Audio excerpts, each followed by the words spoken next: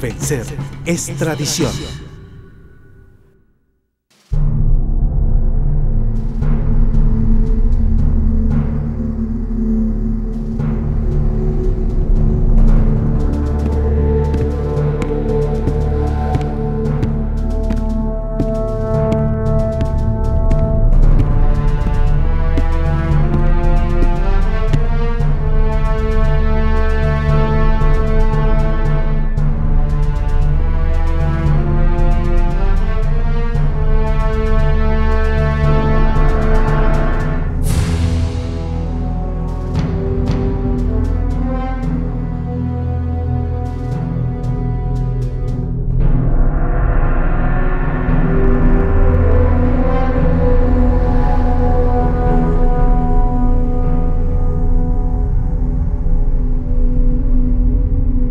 Hoy continuamos el diálogo desde el reino de los libros, pero hoy hablaremos sobre un tema sumamente importante. Se trata de las democracias participativas. Cuando hablamos de democracias participativas, estamos hablando de elementos fundamentales en la organización de las sociedades, porque, como su nombre lo indica, las democracias participativas nos llevan a una participación, y valga la redundancia, activa de las comunidades. El individuo, la persona, el ciudadano participa activamente dentro de estos sistemas, y eso es muy importante porque allí el ciudadano, las personas, son las que indican las plataformas organizativas para ellos mismos buscar una solución a sus problemas, para buscar los procesos de cambio dentro de sus comunidades. En las democracias participativas no se da ese distanciamiento en lo que son las instituciones o las instancias gubernamentales y el ciudadano en sí, pues. O sea que hay una relación más horizontal y menos vertical. Es decir, que hay un sistema que fluye con una comunicación con más facilidad y eso establece pues una relación más directa entre las fuerzas gubernamentales y el ciudadano en sí. Esto es algo que sin una democracia participativa sería imposible cualquier proceso revolucionario o de cambio social en cualquier sociedad del mundo, en cualquier país, porque es un paso indispensable, porque los principios democráticos son los que siembran las bases de toda participación y todo lo que tenga que ver con libertades y derechos humanos. Es por eso que hoy vamos a tener una conversación bien interesante sobre todo lo que tenga que ver con democracias participativas y plataformas de organización social en nuestras sociedades y en nuestro proceso revolucionario. Capítulo 6. Democracia participativa.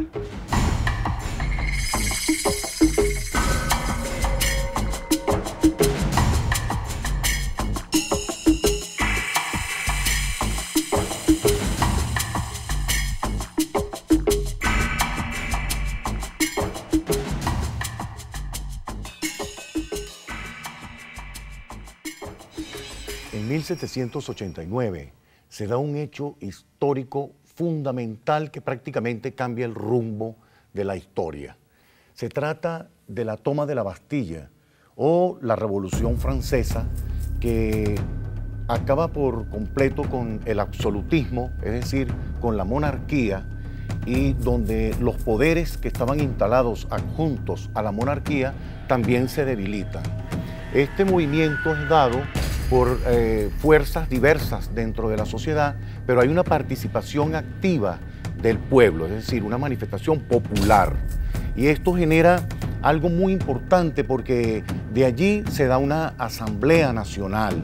Y entonces estamos hablando nada más y nada menos que de un cambio sustancial de sistemas, digamos, sistemas sociales, políticos, que ya se vienen a fundamentar en una posterior constitución, discusión de ideas, debates de ideas, y eso es muy importante, porque eso es lo que da pie a todo principio democrático que fue y se extendió para muchos países europeos, e inclusive pues todas esas ideas llegaron para acá también, para Latinoamérica, y fueron tomadas precisamente de esa bella revolución francesa que reivindican las fuerzas populares y se manifiesta pues el pueblo en sí, y logran cambiar una serie de estructuras rígidamente establecidas por siglos.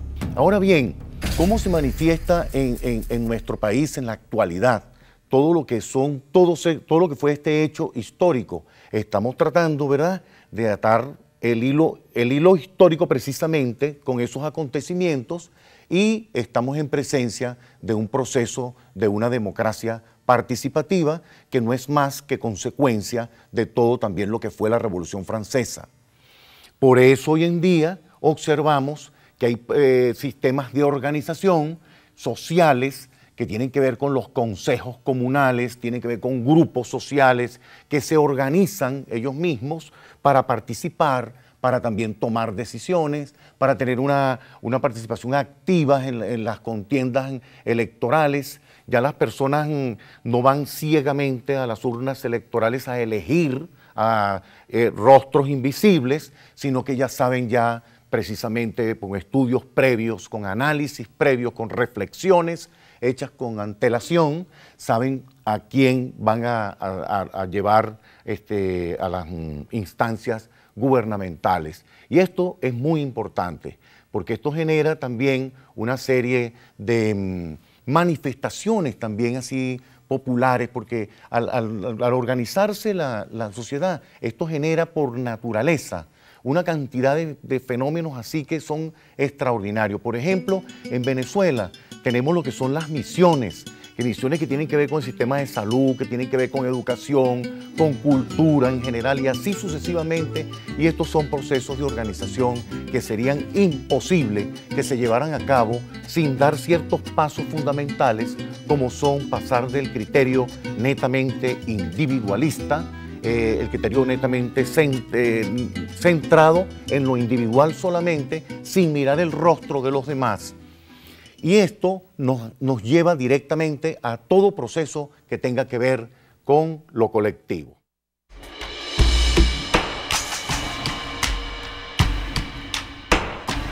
Participación y revolución.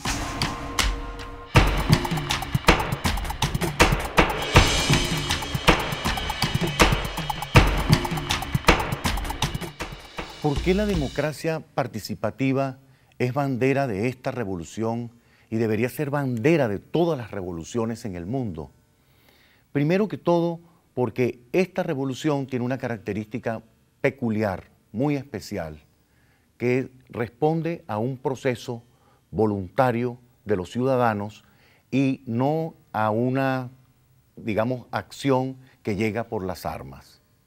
Porque en el mundo se han dado revoluciones que llegan por las armas, pero esta es una revolución muy peculiar, porque responde a un proceso democrático, participativo, donde hay elecciones y donde se respetan los derechos humanos, y eso tiene que ver con un proceso de revolución distinto a otros procesos que se hayan dado. Ahora bien, ¿a qué se debe, por ejemplo, que en Venezuela este proceso revolucionario responda a esas características?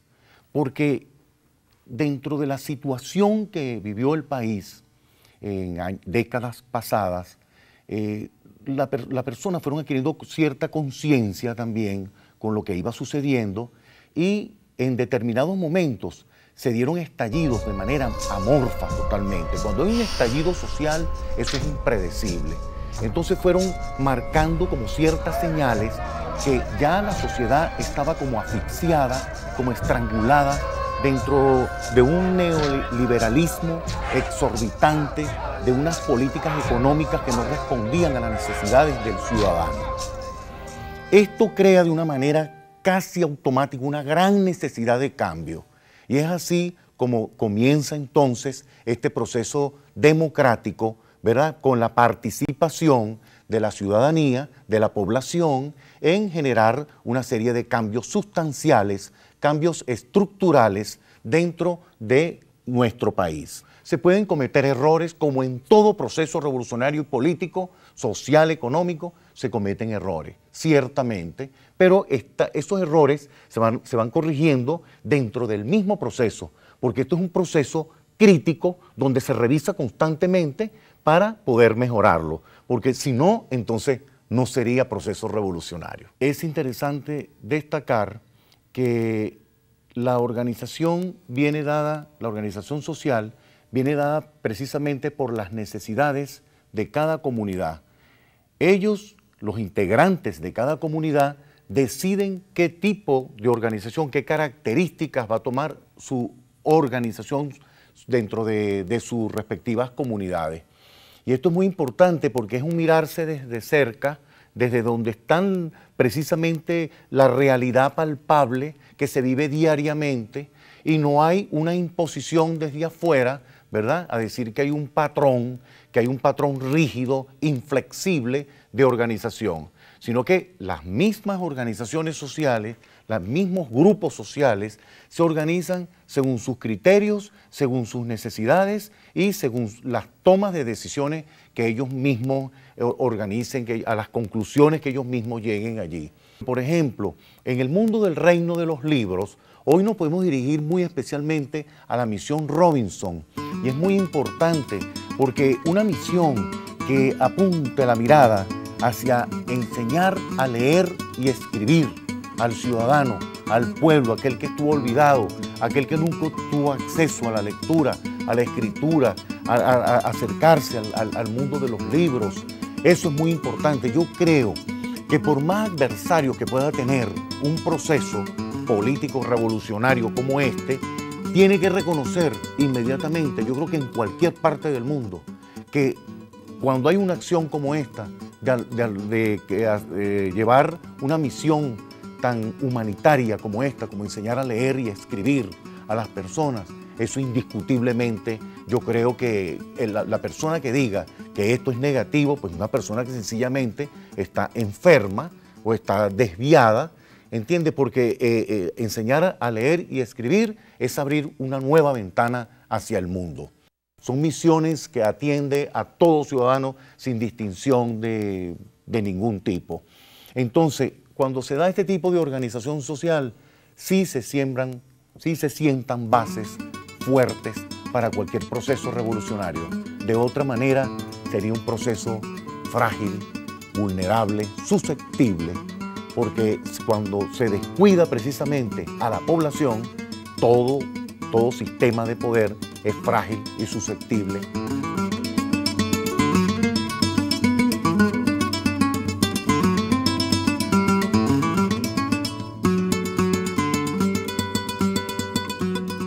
En cambio, cuando se sientan estas bases son, mira, yo creo que se hacen tan sólidas que a veces se hacen indestructibles.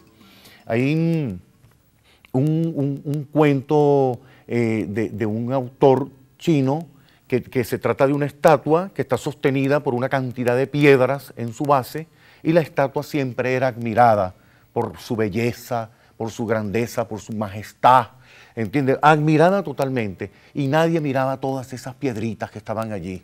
Y entonces un día llegó una de esas piedritas y dijo, ¿por qué no nos movemos un poco? Y se movieron como tres y la estatua se desvió completamente. Eso significa, señores, bases sociales que fundamentan, que mantienen una estructura. Y cuando esas estructuras no son estáticas, sino dinámicas, se hacen dialécticas. Y la dialéctica no es otra cosa, señores, que vivir todo el tiempo en un proceso de cambio, de renovación y de revisión, ¿verdad? Revisar lo que se está haciendo para luego corregir y seguir adelante. Esto es un movimiento permanente y constante y dinámico.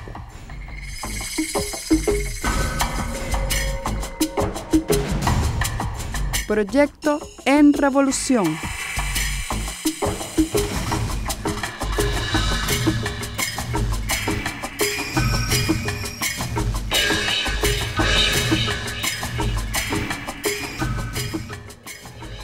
Muchos proyectos que fueron olvidados en el siglo XIX venezolano ahora son retomados por la Revolución Bolivariana.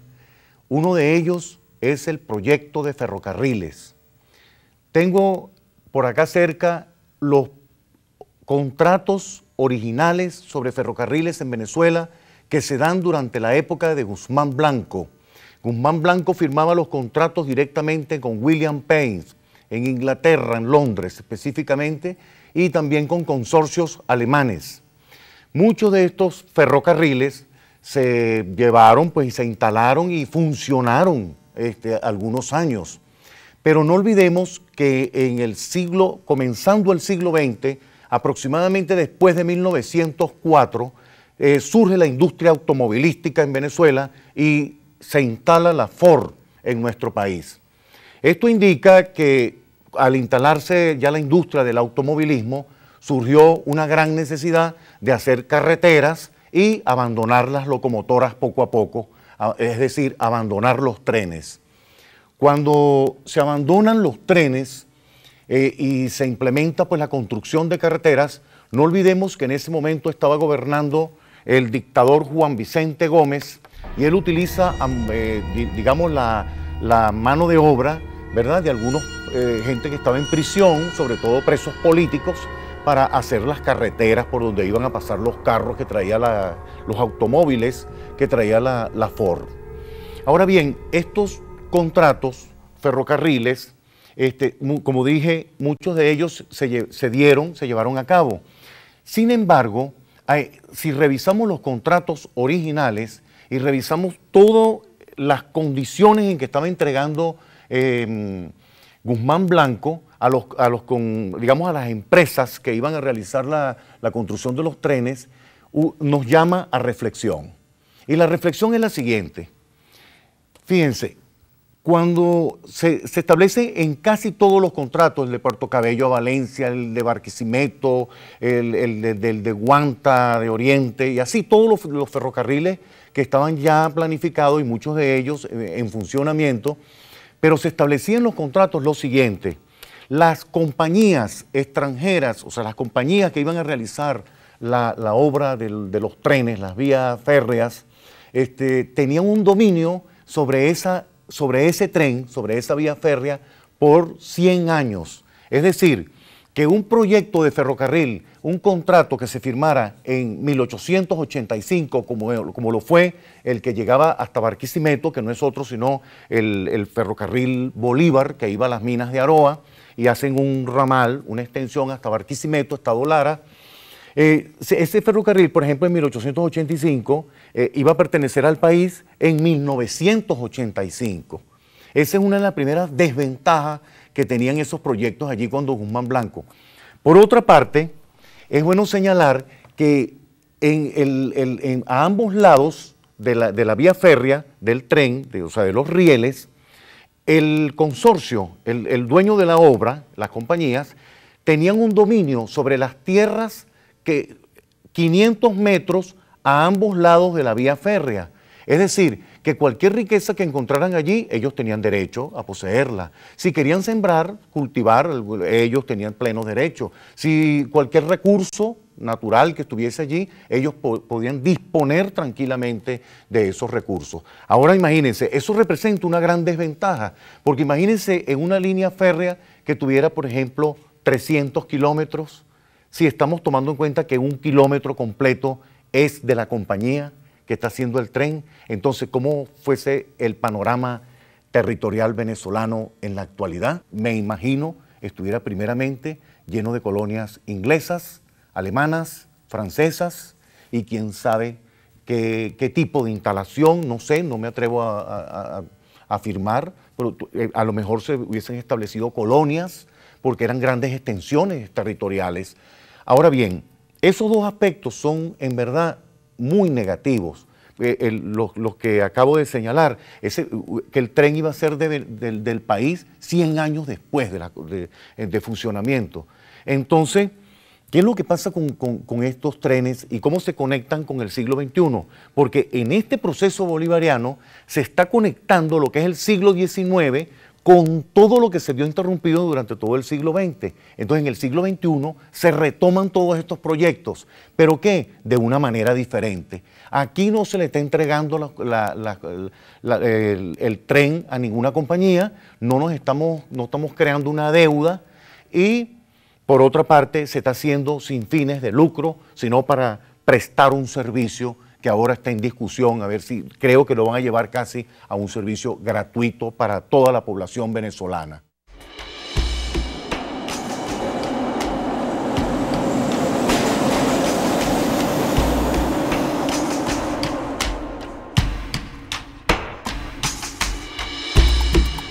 Documentos.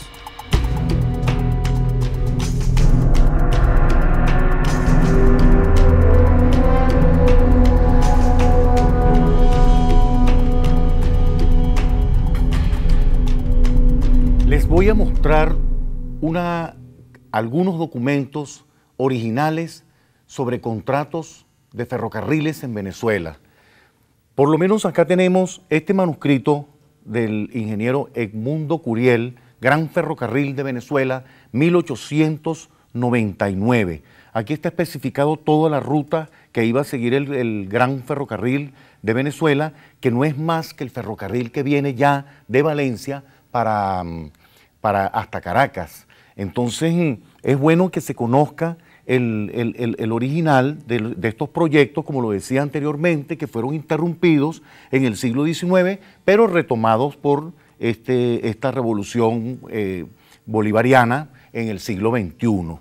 O sea, más de 100 años después fue retomado todo este proyecto. Aquí está, mire, trazo de la construcción, más o menos todos los datos, tiempo de duración, los costos, allí está todo bien especificado.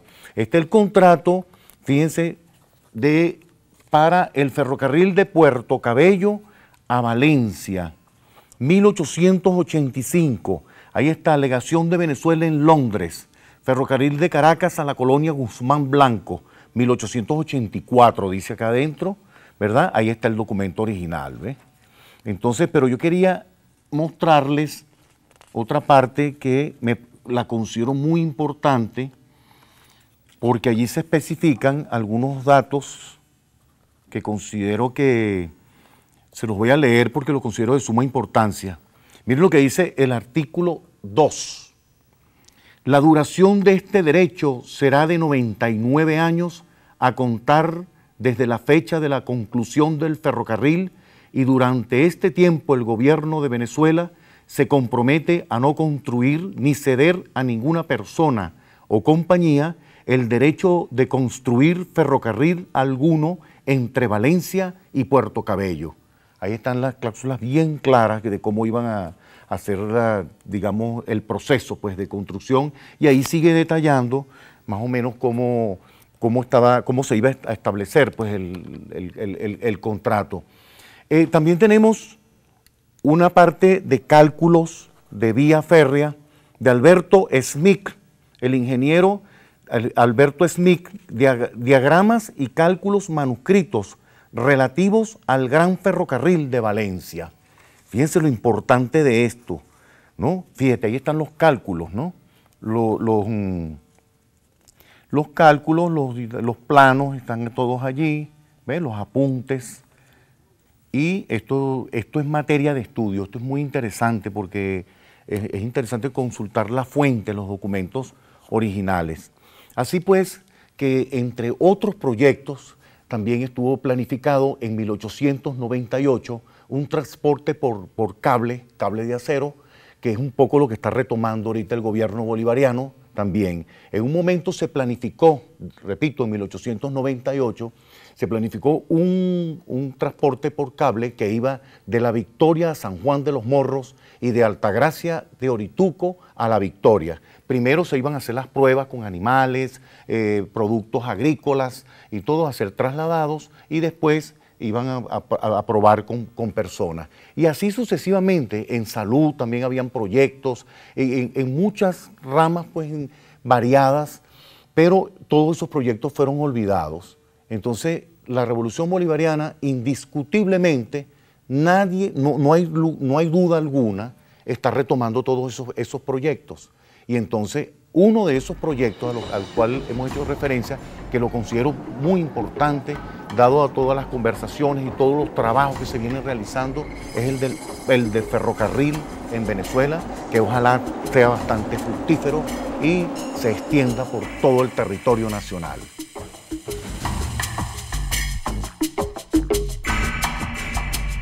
Despedida.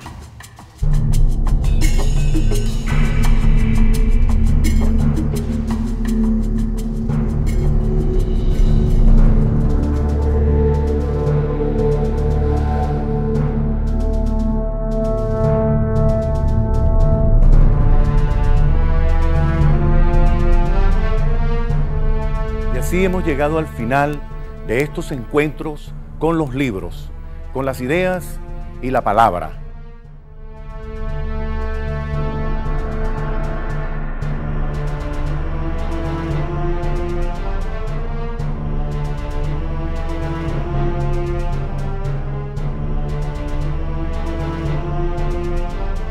Bibliografía de este capítulo.